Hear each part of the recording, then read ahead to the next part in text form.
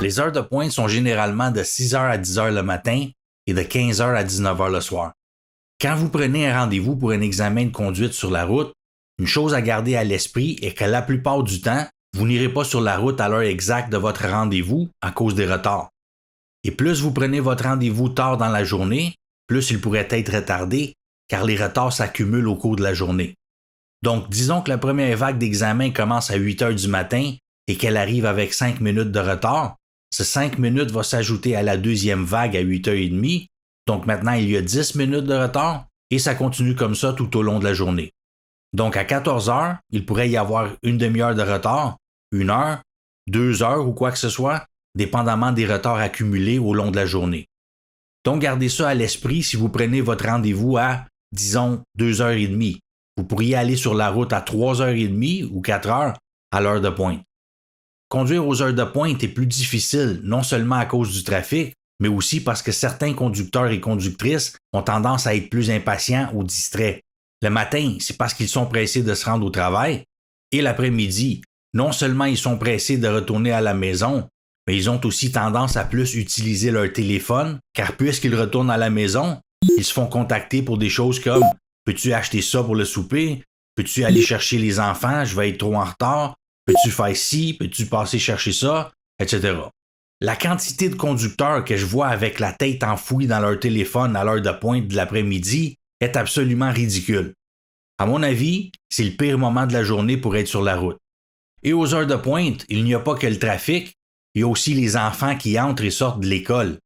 Il y a des autobus scolaires qui circulent, qui s'arrêtent parfois pour laisser entrer ou sortir des enfants, et il y a aussi parfois des enfants qui courent partout, même dans la rue, sans être conscients de ce qui se passe alentour. Donc, si vous passez votre examen à cette heure-là, essayez de toujours garder au moins une voie comme tampon de sécurité entre vous et le côté où se trouvent les enfants. Maintenant, avant que vous inondiez la section des commentaires m'accusant de brûler un feu rouge ici, ce n'est pas ma lumière celle-ci, elle est pour cet axe. Ça, c'est ma lumière et elle est verte. Mais c'est un point important car parfois l'angle des lumières ou d'autres panneaux de signalisation peut créer de la confusion. Je vais en parler dans une des prochaines vidéos. Donc, les meilleures heures pour marquer un rendez-vous, si vous le faites dans une grande ville, sont entre 10h et 13h. Et ça, c'est en tenant compte des retards. Si vous le faites dans une plus petite ville, ça n'a pas autant d'importance. Ce qui m'amène au point suivant, l'endroit. Ici en Amérique du Nord, au Canada, ce sont les provinces qui établissent les lois sur la conduite et aux États-Unis, ce sont les États. Et je pense que c'est la même chose pour tous les autres pays qui ont des provinces ou États, donc vérifiez si c'est le cas à l'endroit où vous vivez. Donc, si vous habitez au Québec, par exemple, vous pouvez passer votre examen de conduite n'importe où dans la province. Et voici quelques points à garder à l'esprit. D'abord, est-ce que c'est une grande ville? Dans les grandes villes, il y a généralement plus de trafic, plus d'usagers de la route de toutes sortes, des routes et une signalisation routière plus complexe, de la construction et surtout des conducteurs plus impatients. En gros, tout est plus compliqué. Il y a aussi plus de zones industrielles. Si vous êtes terrifié par les gros camions, comme le sont certaines personnes, et que votre zone d'examen est dans une zone industrielle, ce serait une bonne idée de prendre rendez-vous ailleurs. Allez-vous sur l'autoroute? À certains endroits, ils y vont à chaque fois, ça fait partie de l'examen.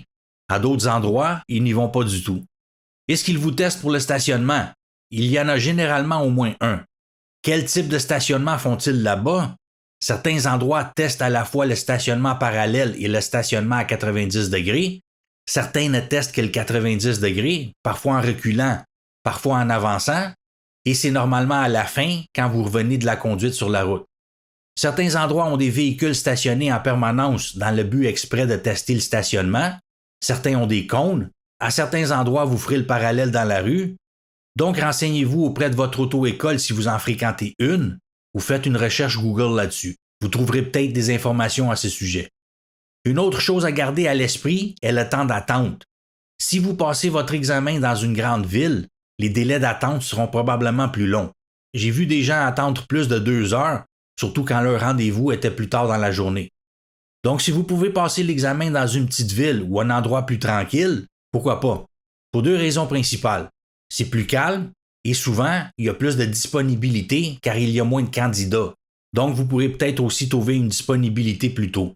Et c'est particulièrement avantageux si vous connaissez déjà l'endroit.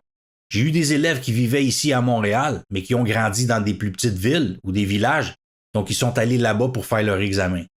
Maintenant, une réaction que les gens ont souvent quand je leur dis qu'ils pourraient aller plus loin, c'est « Oui, mais c'est trop loin, je vais devoir voyager pendant 2 ou 3 heures pour m'y rendre. » Oui, c'est vrai, mais n'oubliez pas qu'un examen de conduite est quelque chose que, si vous le réussissez la première fois, vous ne le faites qu'une seule fois dans votre vie.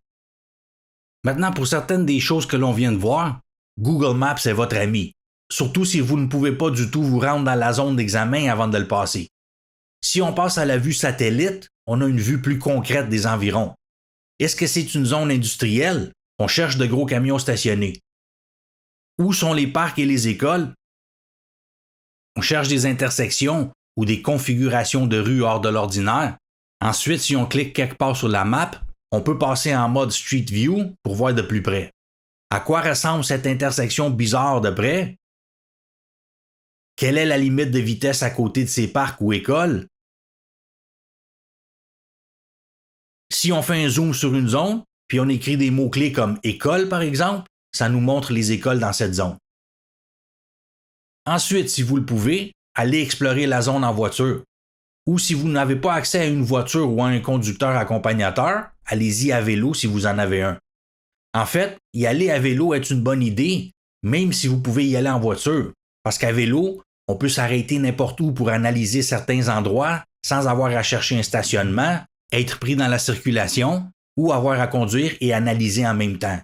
Allez voir de plus près à quoi ressemblent ces endroits plus problématiques. Si vous y allez en voiture, stationnez-vous, sortez de la voiture et prenez le temps d'analyser la situation. Plus tôt j'ai mentionné le moment de la journée, maintenant parlons du moment de l'année.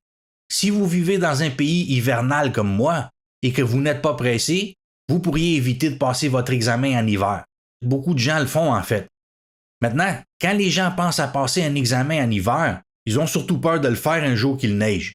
Mais même s'il ne neige pas ce jour-là, il y a d'autres facteurs qui rendent la situation plus difficile. Le sol sera généralement plus glissant à cause de la neige soufflée par le vent, de la glace, etc.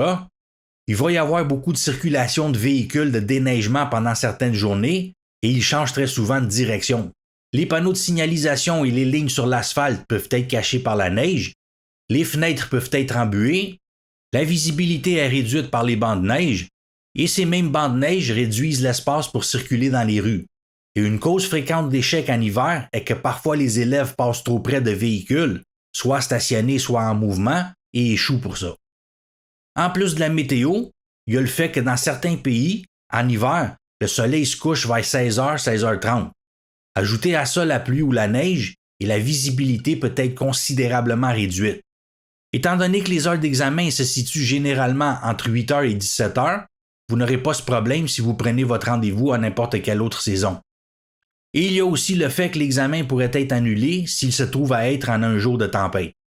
Bien sûr, vous n'aurez peut-être pas le luxe d'attendre une autre saison, de prendre votre rendez-vous à une heure précise de la journée ou de choisir votre endroit, dépendamment de votre situation.